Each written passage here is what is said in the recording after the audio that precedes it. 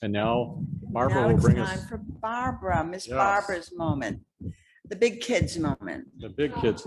Do you need All right. a the stand?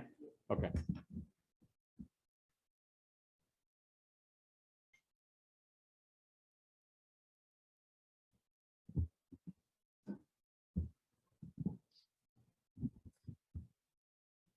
Was there.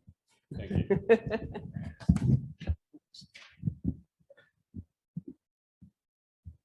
Good morning. Happy Father's Day to all you fathers.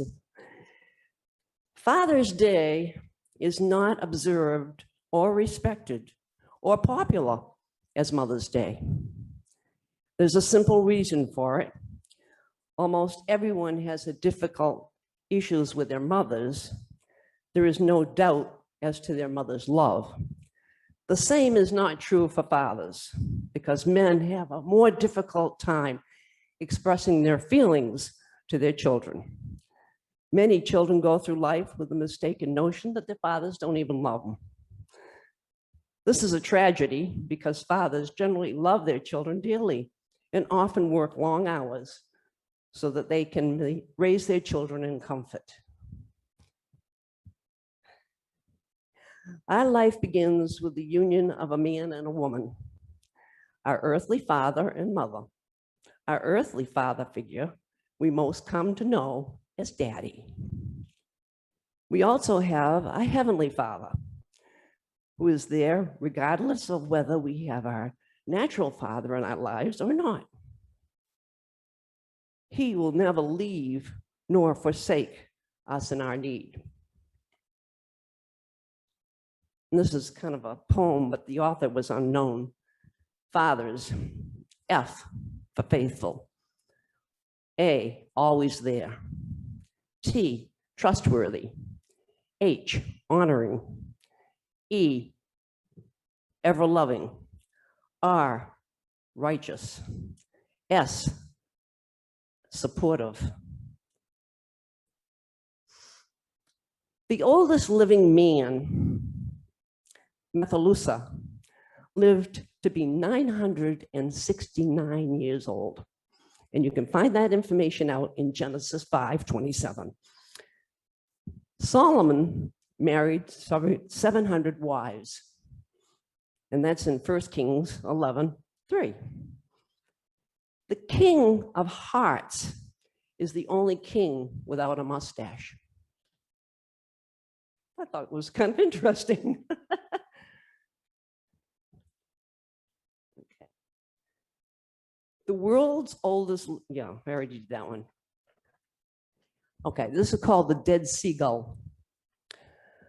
A father was at the beach with his children when his 4-year-old son, Bob, ran up to him, grabbed his hand, and led him to the shore where a seagull lay dead in the sand. "Daddy, what happened to him?" Bob asked.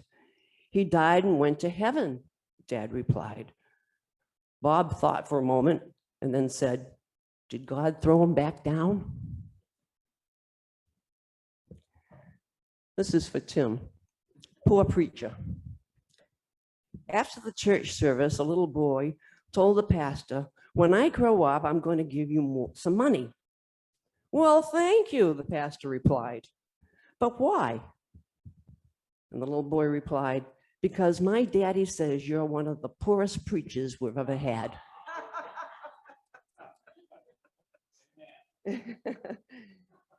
And this one is for grandfather. The little girl was sitting in her grandfather's lap as he was reading her a story. From time to time, she would take her eyes off the book and reach up and touch his wrinkled cheek. By and by, she was alternately stroking her own cheek and then his again. Finally, she spoke. "Granddaddy, did God make you?" "Yes, sweetheart," he answered. "God made me a long time ago." "Oh," she said. "Then, Granddaddy, did God make me too?" "Yes, indeed, honey," he assured her. God made you just a little while ago. Oh, she said, feeling their respective faces again, she observed, God's getting better at it now, isn't he?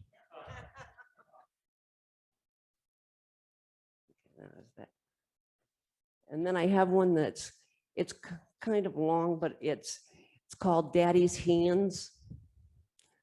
I remember Daddy's hands folded slightly in prayer and reaching out to hold me when I had a nightmare. You could read quite a starry in the calculus and lines. Years of work and worry had left their mark behind. I remember Daddy's hands, how they held my mama tight and patted my back for when I did something right.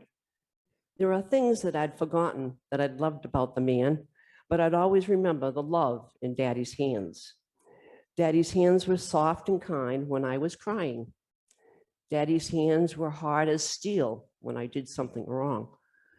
Daddy's hands were always gentle, but I've come to understand that there was always love in Daddy's hands. I remember Daddy's hands working till they bled, sacrificed unselfishly just to keep us all fed.